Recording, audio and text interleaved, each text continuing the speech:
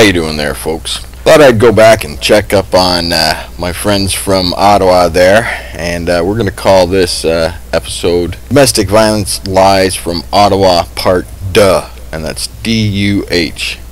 So, as you can see, we're on their page, and this is their reports and research page, and we scroll down to Hidden from Sight, a look at the prevalence of violence against women in Ottawa. They put it back up. You can see in the code up here that they revised it, and it looks like August 13th. Ooh, bad day for them.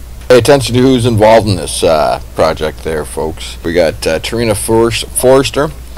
We got also Holly Johnson still involved, and we got Jennifer Fraser. Now, Jennifer Fraser and Holly Johnson are professors, and their expertise, supposedly, allegedly, is domestic violence research and statistics, violence against women. So these are all supposedly experts, okay? And I want you to really pay attention to what these experts are putting out.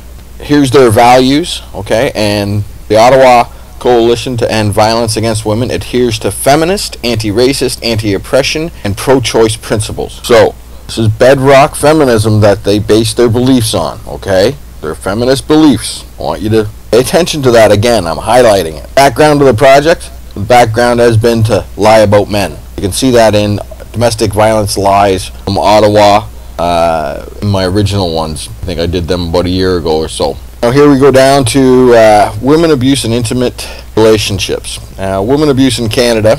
They have, in 2009, less than 1/3, 30% of female victims indicated that they had contacted the police. Statistics Canada 2011. We go down to the tables here, and notice that it doesn't have a sex to the victim, but it does say that under respondent reported to the police, see yes, and in fact it was about 15.2% reported it to the police. But it wasn't just women, it was men. Matter of fact, it was a majority of men, but I'm not going to get into that.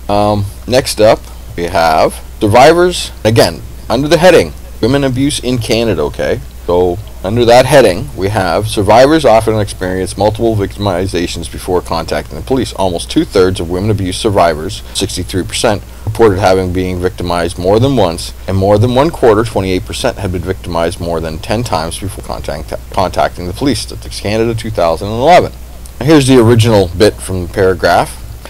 63%. Again, there is no sex, no gender. They did the same thing when I pointed out their horse crap in my original videos. They're still doing it, even though they revised this edition. Okay, so these experts, that alleged title expert, gives them credibility to spew lies about men. Okay?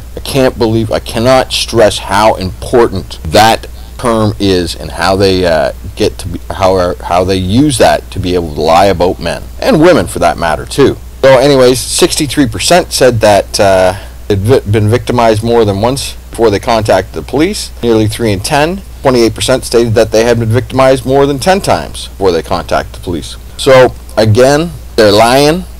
It's not just women, it's men.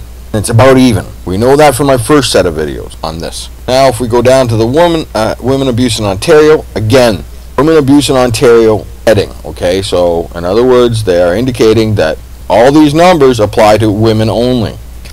And she points out these numbers here: 44 homicide or attempted homicides, 189 sexual assaults, 1,777 major assaults. Right? And we can confirm those numbers right here.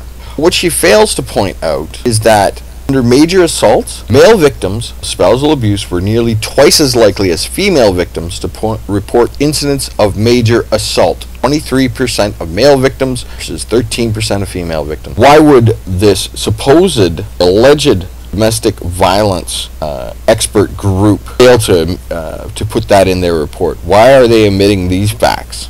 Now they have changed this document, and I'm just going to scroll down to the bottom here, and we see that they have listed Table 2.1, the most common risk factors for homicide as identified by Domestic Violence Death Review Committee 2009.